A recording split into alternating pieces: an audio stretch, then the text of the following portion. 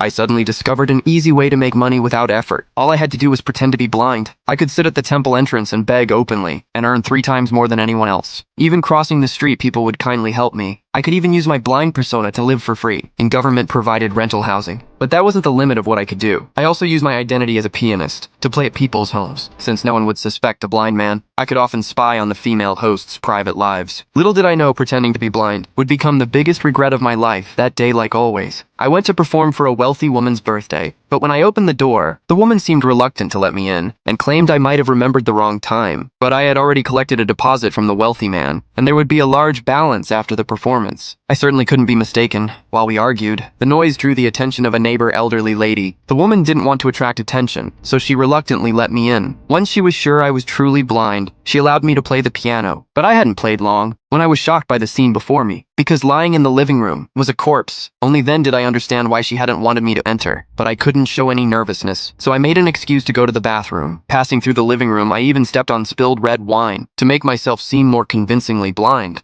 I thought reaching the bathroom would let me calm down, but it turned out to be the most terrifying place, because the killer was hiding behind me with a gun. I was too scared to breathe, afraid he would notice any flaw and kill me. Luckily, I had held my bladder long enough, so he didn't suspect a thing. When I returned and passed through the living room again, I finally realized the person on the floor was the wealthy man himself. Though I was terrified inside, I forced myself to keep playing the piano. Meanwhile, the woman pretended to contact the wealthy man, saying he would arrive in 10 minutes. Then in front of me, they boldly handled the corpse. Soon the man put the body in a suitcase, preparing to drag it out and dispose of it. The wealthy man's wife Jimmy even went to the door to create the illusion that her husband was coming home. Then Jimmy played recordings of the wealthy man, pretending to talk to him in front of me, but after only a few lines, Jimmy made an excuse that her husband had an urgent matter, and the man put on the wealthy man's clothes, dragging the suitcase out the door. After leaving the house, I didn't go home. I sat on the roadside hesitating whether to call the police, because the wealthy man was not only famous for his kindness, but always gave huge tips when visiting my bar. I couldn't believe the same man who laughed with me yesterday was murdered by his own wife today. Perhaps fate was pointing me in a direction. A word from the lottery lady next to me made me decide. After choosing my lottery numbers, I went to the police station to seek justice for the wealthy man. But when I told the police I wanted to report a murder, the moment I said it, I saw the man hiding in the bathroom. Was the police chief himself? I froze,